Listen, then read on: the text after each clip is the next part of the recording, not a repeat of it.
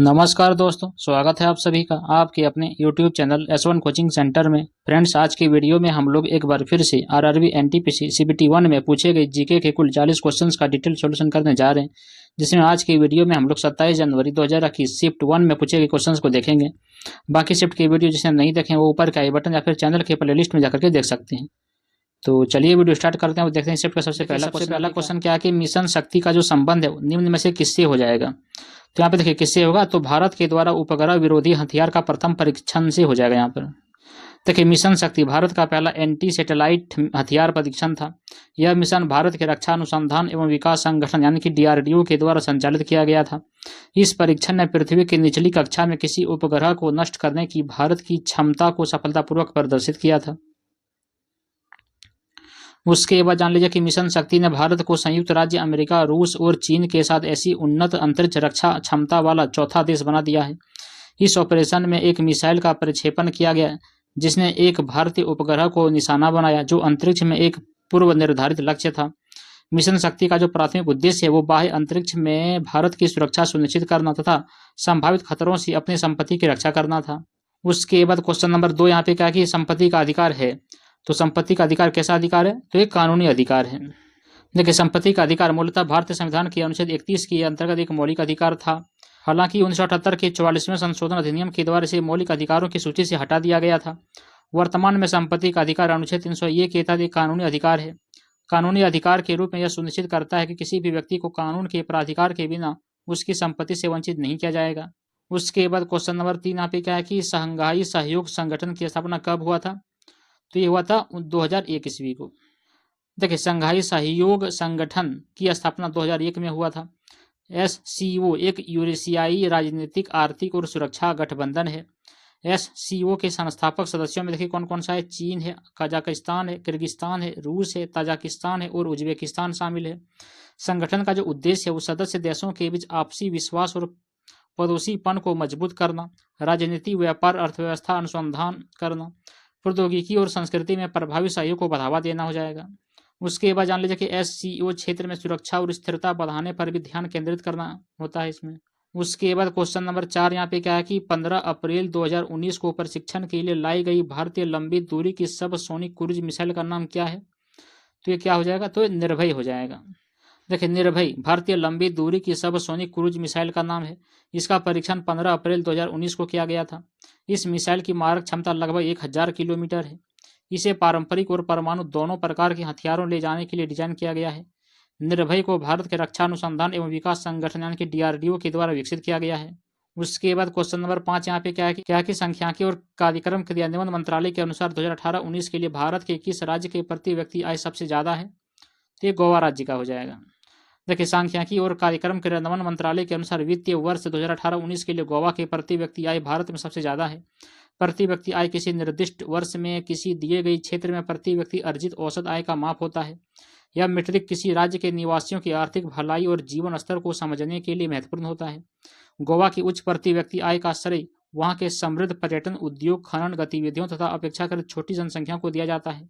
उसके बाद question number 6 यहाँ पे क्या है कि तुजुक बाबरी यानी कि बाबरनामा मूलतः कहाँ लिखा गया था। तो ये कहाँ लिखा गया था, ये चगताई में। ठीक है, देखिए तुजुक बाबरी जिसे बाबरनामा के नाम से भी जाना जाता है मूलतः चगताई भाषा में लिखी गई थी। चगताई मुगल साम्राज्य के संस्थापक बाबर की मूल भाषा थी। यह बाबर की आत्मकथा है जिसमें उसके जीवन, विजय और उसके समय के सामाजिक राजनीतिक परिवेश का विस्तृत विवरण दिया गया है। यह कार्य मुगल काल के सबसे महत्वपूर्ण ऐतिहासिक दस्तावेजों में से एक माना जाता है और बाबर के शासनकाल के दौरान मध्य एशिया और भारत के इतिहास और संस्कृति के बारे में अमूल्य जानकारी प्रदान करता है। उसके बाद क्वेश्चन नंबर 7 यहाँ पे क्या कि माणिक रत्न की रासायनिक संरचना पे क्या हो जाएगा। तो ये क्या होगा, तो ये एल्यूमिनियम ऑक्साइड हो जाएगा। देखिए माणिक रत्न की रासायनिक संरचना एल्यूमिनियम ऑक्साइड यानी कि Al2O3 है। माणिक खनिज कोरेंडम की एक किस्म है जो मुख्य रूप से एल्यूमिनियम ऑक्साइड से बना हुआ होता है। माणिक का लाल रंग एल्यूमिनियम ऑक्साइड संरचना में क्रोमियम की अल्प मात्रा की उपस्थिति के कारण होता है। माणिक नीलम, पन्ना और हीरे के साथ 4 बहुमूल्य रत्नों में से एक है। वे अपने रंग, कठोरता हीरे के बाद दूसरा होता है। ठीक है, और दुर्बलता के कारण अत्यधिक मूल्यवान है ये। उसके बाद क्वेश्चन नंबर 8 यहाँ पे कहा कि बांस, संटी, साल, स्प्रूस और शीशम किस वन में पाए जा सकते हैं। तो ये हो जाएगा किसका, तो शीतोष्ण पर्णपाती का हो जाएगा। देखिए बांस, सेंटी, साल, सिप्रस, शीशम आमतौर पर समशीतोष्ण पर्णपाती जंगलों में पाया जाता है। शीतोष्ण पर्णपाती वनों की विशेषता यह है कि इनमें पेड़ जो है प्रतिवर्ष अपने पत्ते गिराते हैं। ये वन मध्यम जलवायु और सुस्पष्ट मौसम वाले क्षेत्रों में पाए जाते हैं, जिनमें विशिष्ट शीत ऋतु भी शामिल होता है। शीतोष्ण पर्णपाती वनों की मिट्टी उपजाऊ और पोषक तत्वों से भरपूर होती है, जो अलग अलग प्रकार के वनस्पति प्रजातियों के लिए लाभदायक होती है। उसके बाद क्वेश्चन नंबर 9 यहाँ पे क्या है कि कौशल, अंग, काशी और वज्जी ये सभी जो थे, तो ये सभी क्या थे, तो 16 महाजनपदों के सब भाग थे। देखिए कौशल, अंग, काशी और वज्जी ये सभी 16 महाजनपद के भाग थे। 16 महाजनपद प्राचीन भारत में विद्यमान 16 शक्तिशाली और विशाल राज्यों का एक समूह था। इन महाजनपदों ने प्राचीन भारत के राजनीतिक और सांस्कृतिक परिदृश्य में महत्वपूर्ण भूमिका निभाई थी। महाजनपदों की अवधारणा प्राचीन भारतीय इतिहास का एक महत्वपूर्ण पहलू है और इसका अध्ययन अक्सर उस समय के राजनीतिक और सामाजिक संरचनाओं को समझने के लिए किया जाता है। उसके बाद क्वेश्चन नंबर 10 यहाँ पे क्या कि निम्न में से कौन सा वायु प्रदूषक कालिख के नाम से जाना जाता है, तो ये कौन सा हो जाएगा, ये विशिष्ट कणमयी पदार्थ हो जाएगा। देखिए कणिकीय पदार्थों को सामान्यतः कालिख के नाम से जाना जाता है। कणिकीय पदार्थ वायु में उपस्थित सूक्ष्म कण या बूंदें होती है जो सांस के द्वारा अंदर जाने पर हानिकारक हो सकती है। कणीय पदार्थ के स्रोतों में वाहनों से निकलने वाला उत्सर्जन, औद्योगिक प्रक्रियाएं तथा प्राकृतिक स्रोत जैसे जंगल की आग और ज्वालामुखी विस्फोट शामिल है। कालिख एक प्रकार का कणिकीय पदार्थ है जो जीवाश्म ईंधन और बायोमास के अपूर्ण दहन से उत्पन्न होता है। उसके बाद जान लीजिए कणीय पदार्थों के संपर्क में आने से श्वसन और हृदय संबंधी बीमारियां भी हो सकती है। क्वेश्चन नंबर 11 यहाँ पे कहा कि शलाका और शंकु कोशिकाएं पाई जाती है कहाँ पर, तो ये आंखें में पाई जाती है, आंख में। देखिए शलाका और शंकु कोशिकाएं, ठीक है, जिसको इंग्लिश में रॉड्स और कॉन बोलते हैं। शंकु कोशिकाएं विशिष्ट फोटो रिसेप्टर कोशिकाएं होती है जो आंखों के रेटिना में पाई जाती है। शलाका कम प्रकाश स्तर पर दृष्टि के लिए जिम्मेदार होता है तथा रंग दृष्टि में मध्यस्थता नहीं करती है ये। और शंकु उच्च प्रकाश स्तर पर सक्रिय होते हैं, रंग देखने में सक्षम होते हैं तथा उच्च स्थानिक तीक्ष्णता के लिए जिम्मेदार होती है। मानव रेटिना में लगभग 120 मिलियन रॉड कोशिकाएं और 6 मिलियन शंकु कोशिकाएं होती है।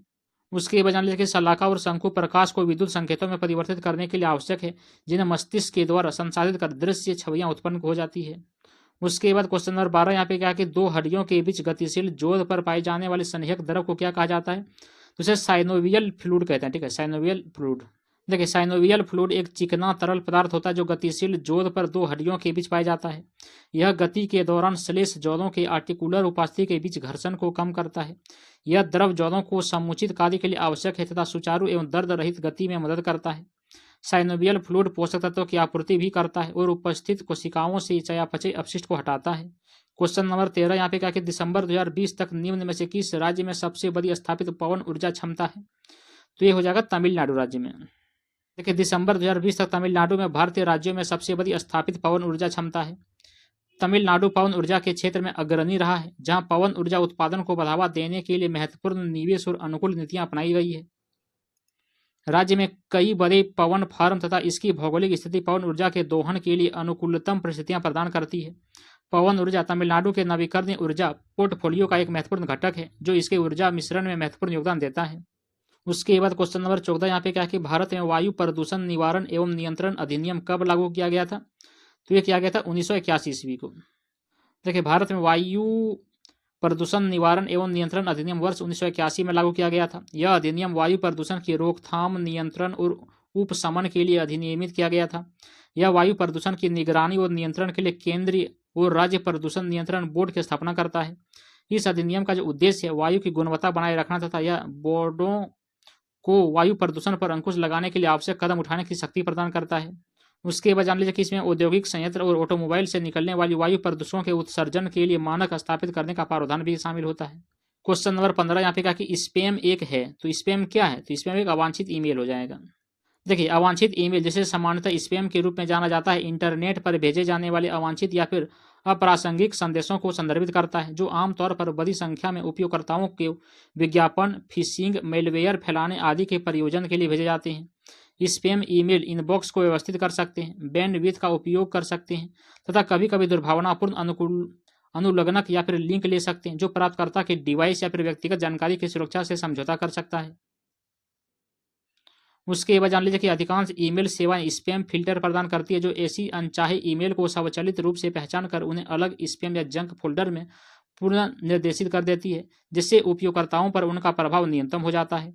स्पैम के प्रभावी प्रबंधन और जागरूकता से उपयोगकर्ताओं को संभावित खतरों से बचाने और स्वच्छ एवं व्यवस्थित ईमेल इनबॉक्स बनाए रखने में मदद मिल सकता है। उसके बाद क्वेश्चन नंबर 16 यहाँ पे क्या कि राष्ट्रीय राजमार्ग विकास परियोजना के अंतर्गत पूर्व पश्चिम गलियारा कहाँ से कहाँ तक है?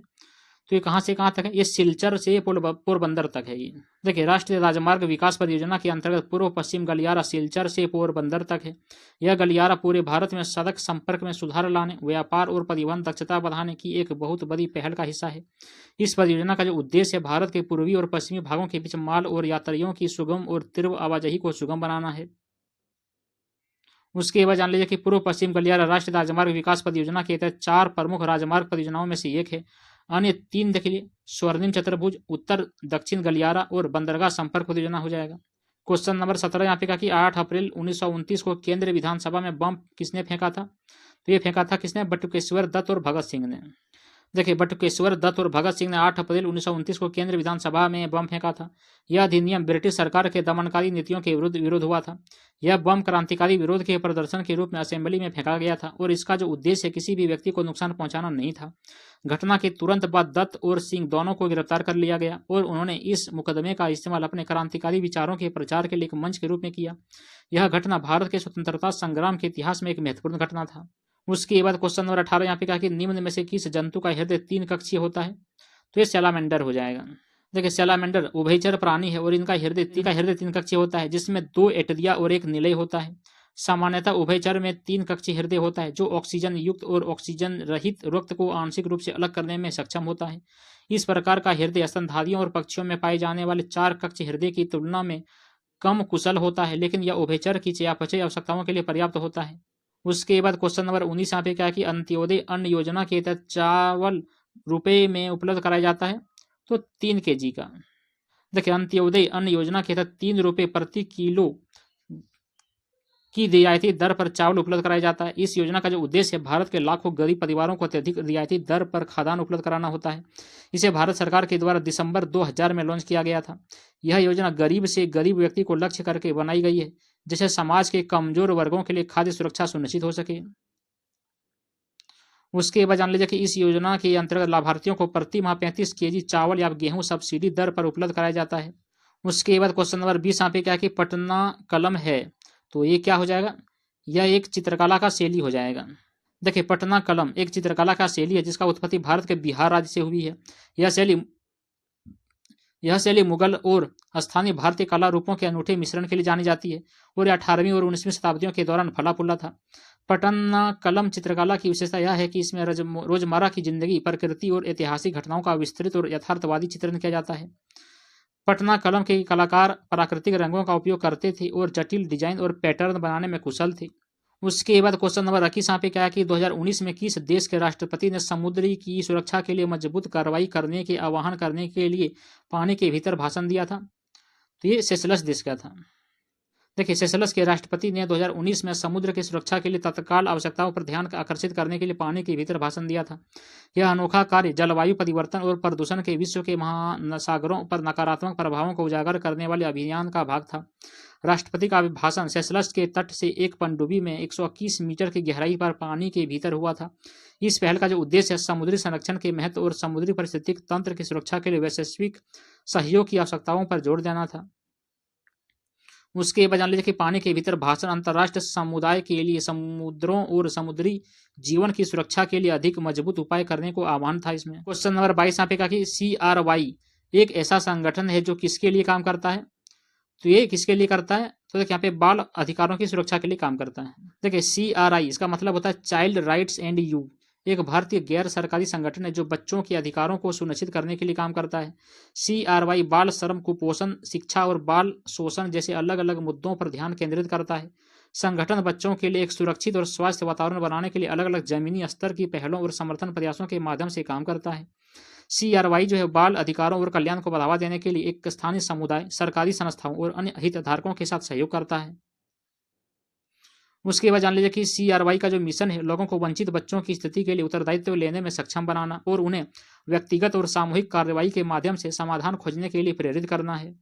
क्वेश्चन नंबर 23 यहाँ पे क्या कि कंप्यूटर शब्दावली में ALU का मतलब क्या होता है? तो इसका मतलब होता है अर्थमेटिक लॉजिक यूनिट होता है। देखिए, अर्थमेटिक लॉजिक यूनिट कंप्यूटर में सेंट्रल प्रोसेसिंग यूनिट का एक महत्वपूर्ण घटक है। एएलयू अर्थमेटिक और लॉजिकल ऑपरेशन करने के लिए उत्तरदायी होता है, जैसे कि योग, व्याकलन, गुणा, भाग, तार्किक तुलना। यह सीपीयू का एक मौलिक निर्माण खंड है और निर्देशों के निष्पादन में महत्वपूर्ण भूमिका निभाता है। एएलयू को बाइनरी आंकड़ों को संभालने और सीपीयू के नियंत्रण इकाई द्वारा दिए गए निर्देशों के आधार पर संक्रिया करने के लिए डिजाइन किया गया है। उसके बाद जान लीजिए कि एएलयू की दक्षता और गति सीधे कंप्यूटर सिस्टम के समग्र प्रदर्शन को प्रभावित भी करती है। उसके बाद क्वेश्चन नंबर 24 यहाँ पे क्या कि भारत का सबसे ऊंचा झरना जोग जलप्रपात किस नाम से जाना जाता है?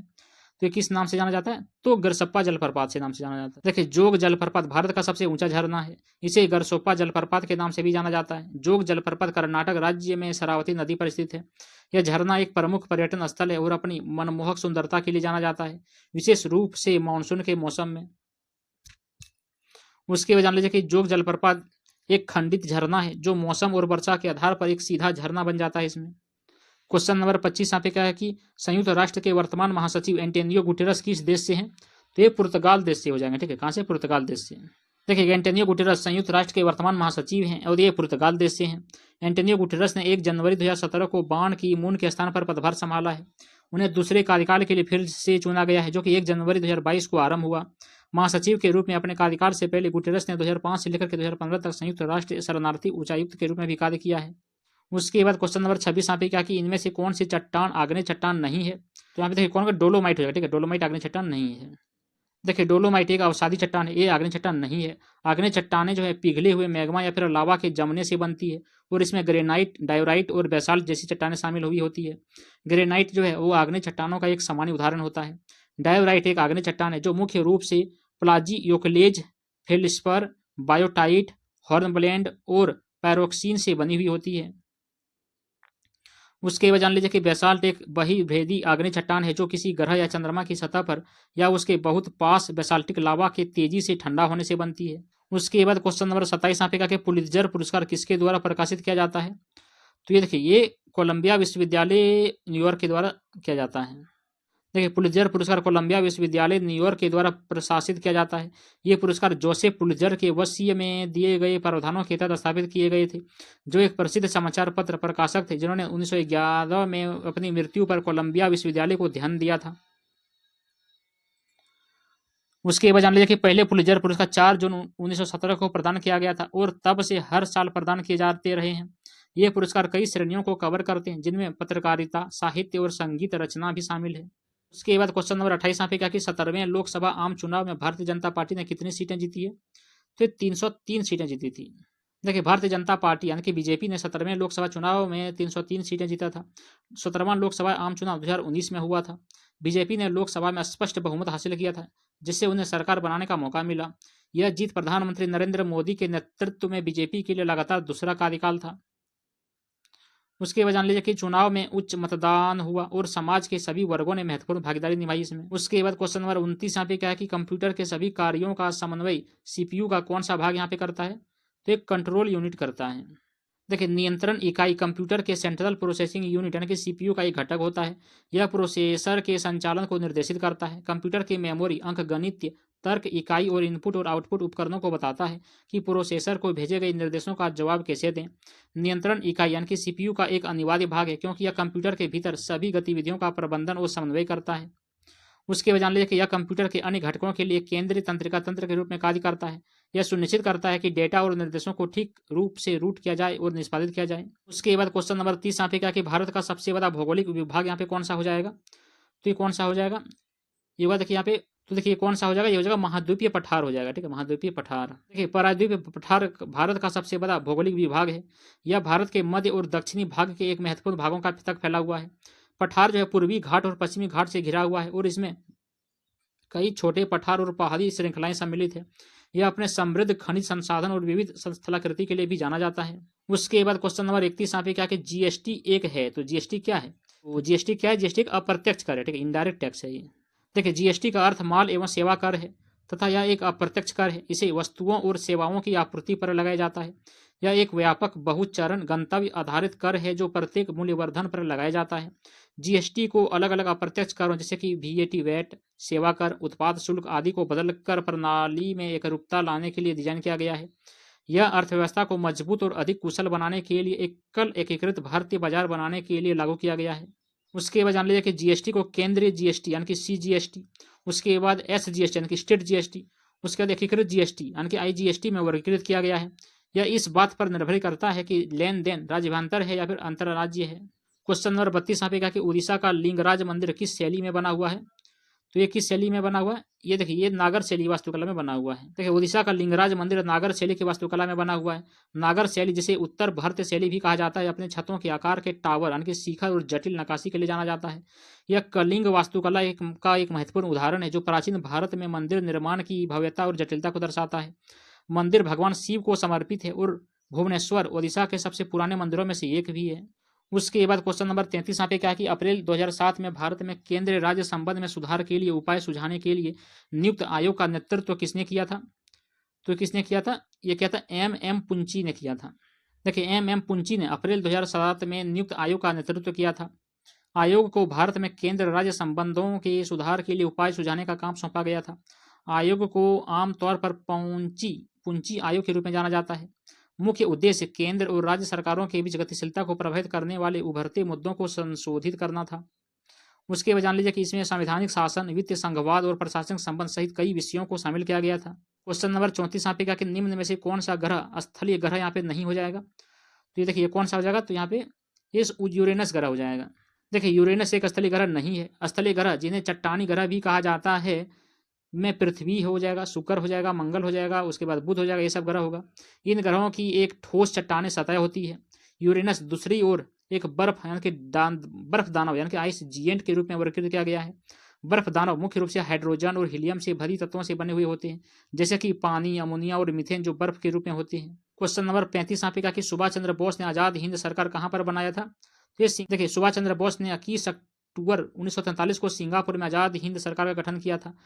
आजाद हिंद सरकार को आजाद हिंद फौज के नाम से भी जाना जाता है। यह सरकार द्वितीय विश्व युद्ध के दौरान स्थापित हुआ था और इसे धुरी शक्तियों का समर्थन प्राप्त हुआ था।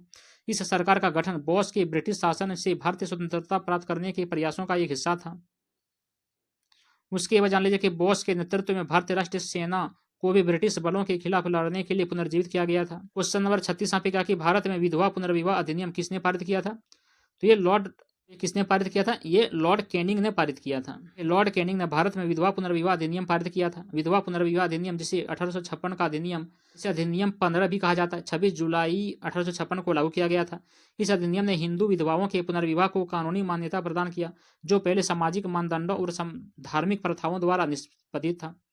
यह अधिनियम जो है ब्रिटिश औपनिवेशिक काल के दौरान भारत में महिलाओं की स्थिति और अधिकारों में सुधार के उद्देश्य से एक महत्वपूर्ण सामाजिक सुधार था। उसके बाद जान लीजिए कि इसने 19वीं शताब्दी के भारत में महिलाओं के अधिकारों और सामाजिक सुधार के व्यापक आंदोलन में महत्वपूर्ण भूमिका निभाई थी। उसके बाद क्वेश्चन नंबर 37 यहाँ पे क्या कि नीति आयोग के आंकड़ों के अनुसार 2016 में भारत में कुल कितने प्रजनन दर था? तो ये कितना था? ये था 2.3 हो जाएगा, ठीक है, 2.3। देखिए, नीति आयोग के आंकड़ों के अनुसार 2016 में भारत में कुल प्रजनन दर जो है 2.3 था। कुल प्रजनन दर जो है वो एक महिला के जीवन काल में पैदा होने वाले बच्चों की औसत संख्या का माप होता है। 2.1 का FTR जो प्रतिस्थापन स्तर की प्रजनन क्षमता माना जाता है, जिसका अर्थ है कि यदि यह दर बनी रहती है तो जनसंख्या स्थिर रहेगी। भारत का TFR पिछले वर्षों में गर्भ निरोधक के बढ़ते उपयोग, शिक्षा और आर्थिक विकास जैसे अलग अलग कारकों के कारण घटा हुआ है। उसके बाद जान लीजिए कि TFR में गिरावट जो है परिवार नियोजन और महिला स्वास्थ्य पहलों में प्रगति का एक सकारात्मक संकेत भी है। क्वेश्चन नंबर 38 यहाँ पे कहा कि 1919 में अखिल भारतीय खिलाफत सम्मेलन कहाँ पर आयोजित किया गया था? तो ये कहाँ पर किया गया था? ये मुंबई में किया गया था। देखिए, 1919 में दिल्ली में अखिल भारतीय खिलाफत सम्मेलन आयोजित किया गया था। प्रथम विश्व युद्ध के बाद ब्रिटिशों के द्वारा तुर्की के खलीफा के साथ किए गए क्रूर व्यवहार के विरोध में खिलाफत आंदोलन शुरू किया गया था। यह प्रमुख आंदोलनों में से एक था, जिसका उद्देश्य अपने धार्मिक नेता खलीफा की रक्षा के लिए भारतीय मुसलमानों को एकजुट करना था। महात्मा गांधी सहित कई प्रमुख नेताओं ने भारतीय स्वतंत्रता के लिए संघर्ष को मजबूत करने के लिए खिलाफत आंदोलन का समर्थन किया था। क्वेश्चन नंबर 39 यहाँ पे कहा कि भारतीय संविधान का कौन सा अनुसूची केंद्र और राज्यों के बीच शक्तियों के विभाजन का प्रावधान करता है? तो जगह अनुसूची 7। देखिए, भारतीय संविधान की 7वीं अनुसूची केंद्र और राज्यों के बीच शक्तियों के विभाजन का प्रावधान करता है। इसमें 3 सूचियां हैं, संघ सूची, राज्य सूची और समवर्ती सूची। संघ सूची में ऐसे विषय शामिल है जिन पर केवल केंद्र सरकार कानून बना सकती है, जैसे कि रक्षा, विदेश मामले और बैंकिंग। राज्य सूची में ऐसे विषय शामिल होते हैं जिस पर केवल राज्य सरकारें कानून बना सकती है, जैसे पुलिस, सार्वजनिक स्वास्थ्य, कृषि, ऐसा हो जाएगा। और एक होता है समवर्ती सूची, ऐसे विषय शामिल होता है जिस पर केंद्र भी और राज्य दोनों मिलकर इसमें कानून बना सकता है, ठीक है, जैसे शिक्षा हो गया, विवाह हो गया। उसके बाद इस शिफ्ट का आखिरी क्वेश्चन नंबर 40 यहाँ पे कहा कि क्रिकेट विश्व कप टूर्नामेंट में पहली बार 50 ओवरों तक कम करने का वर्ष कौन सा था? तो ये कौन सा वर्ष था? ये था 1987। देखिए 1987 वह वर्ष था जब क्रिकेट विश्व कप टूर्नामेंट में ओवर की संख्या पहली बार 50 कर दिया गया था। प्रति पारी में ओवर की संख्या में कमी टूर्नामेंट के प्रारूप में एक महत्वपूर्ण बदलाव था, जिससे यह अधिक प्रतिस्पर्धी और रोमांचक हो गया। 1987 क्रिकेट विश्व कप टूर्नामेंट का चौथा संस्करण था और इसका आयोजन भारत और पाकिस्तान में किया गया था। प्रति पारी में 60 ओवर से 50 ओवर में बदलाव उपमहाद्वीप में शरद ऋतु के दौरान कम दिनों के उजाले के समय में प्रभावित हुआ था। तो बस इतना ही था फ्रेंड्स। कैसे लगा ये वीडियो कमेंट करके जरूर बताइए। चलिए मिलते हैं अगली वीडियो में अगले से क्वेश्चन को लेकर के, तब तक के लिए धन्यवाद। जय हिंद।